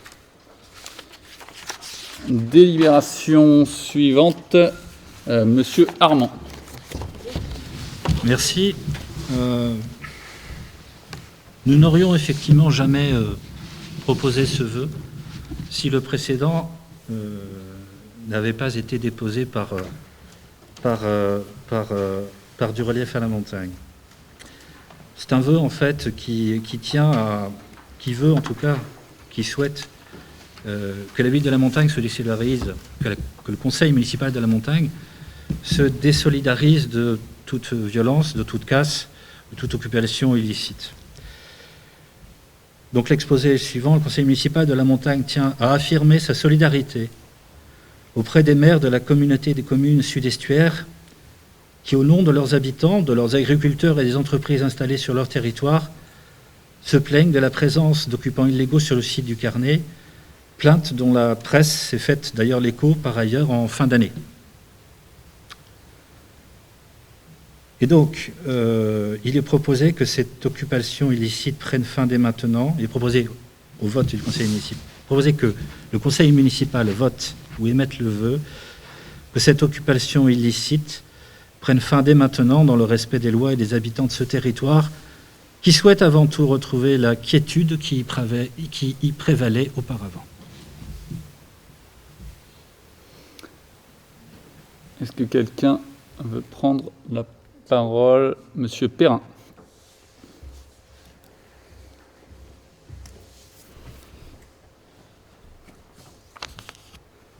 Monsieur Armand, l'idée c'est de vous expliquer pourquoi nous allons, en tout cas je voterai personnellement contre ce vœu. L'occupation du site du Carnet, c'est un acte de désobéissance civile. Il a, à ma connaissance, et j'ai suivi cette affaire d'assez près, il n'a provoqué aucune gêne pour les riverains, en tout cas aucun journal ne s'en est fait l'écho ainsi que vous le dites. C'est plutôt les maires de la zone qui en font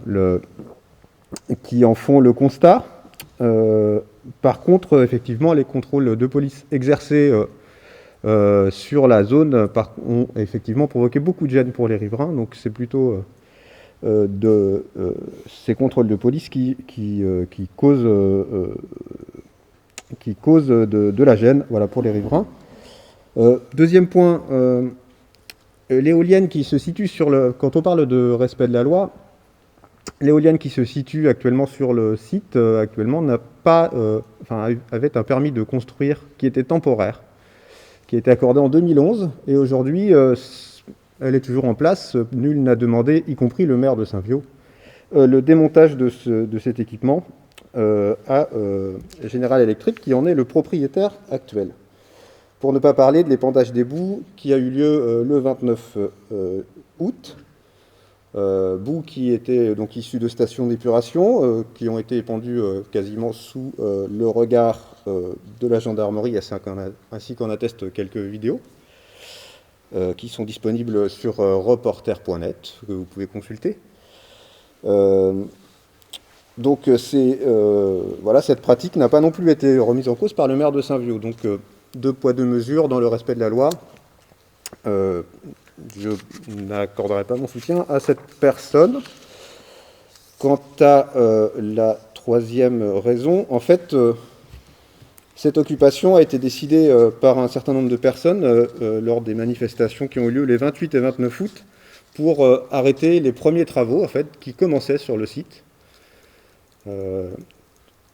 Suite à cette occupation, l'attention des médias nationaux s'est braquée sur le projet d'aménagement. On a vu des réactions en chaîne, et notamment une réaction du département qui a retiré son soutien au projet. Et un moratoire d'1 an a été décrété pour approfondir les études environnementales. Donc on voit que ce type d'action de désobéissance civile permet aussi de faire avancer les combats environnementaux et constitue un des piliers de la lutte, en complément des combats juridiques, des pressions politiques et de l'information des riverains. Dans ce type de combat, on en a vu une bonne illustration avec le retrait du projet d'aéroport à Notre-Dame-des-Landes. Voilà pourquoi, Monsieur Armand, je pense que moi-même et un certain nombre de mes collègues voteront contre votre vœu. Madame Sevestre.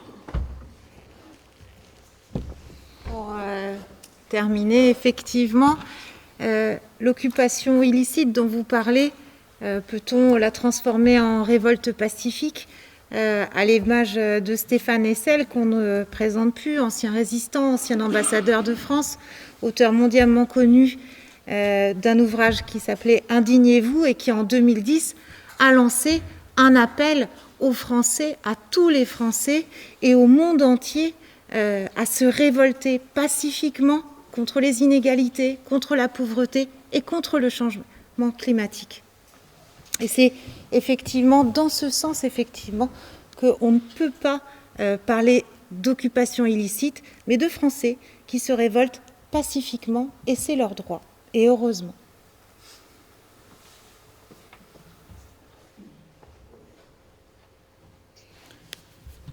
Est-ce qu'il y a d'autres demandes de prise de parole? Je propose donc de mettre ce vœu aux voix. Qui vote contre?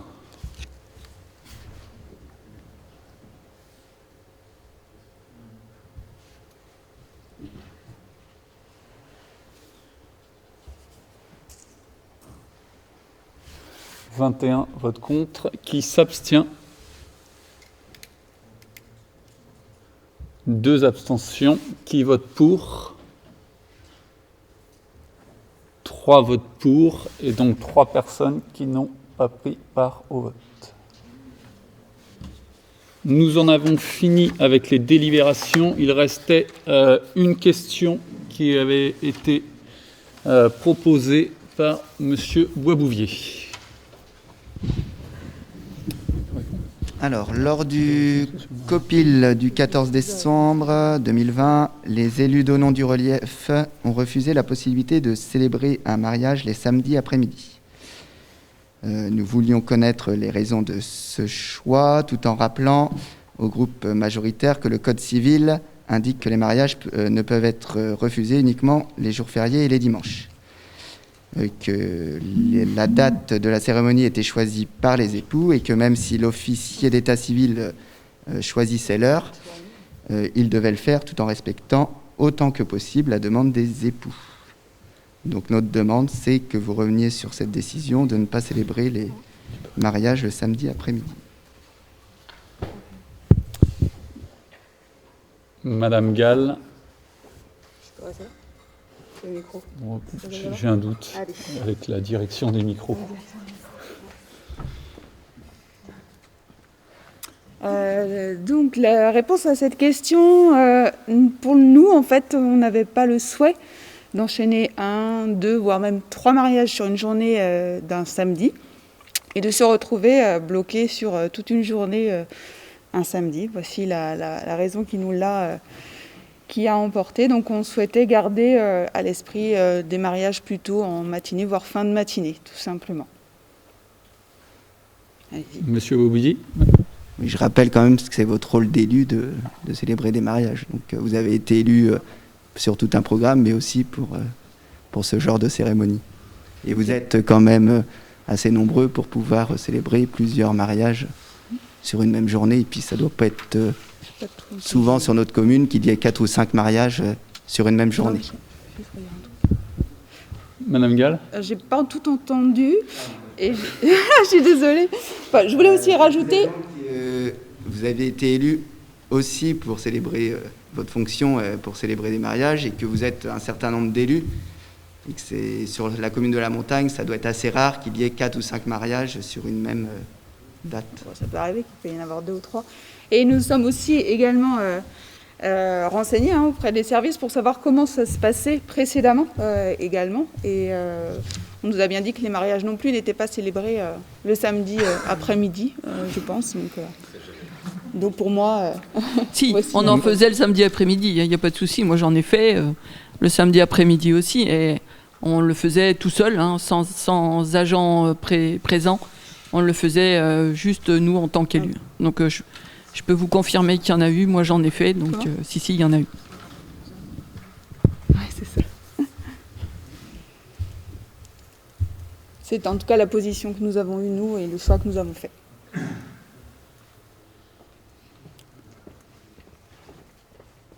Eh bien, je vous remercie tous de votre présence. On se retrouve le jeudi 4 février. Alors, à quelle heure c'est une bonne question, puisqu'on a eu des nouvelles informations ce soir. On fera le bilan et soyez bien attentifs à l'heure de l'avant-convocation. Si convocation il y a, ou parce qu'il y en aura une de toute façon. Mais en tout cas, soyez très attentifs à l'heure de cette convocation. Je vous remercie.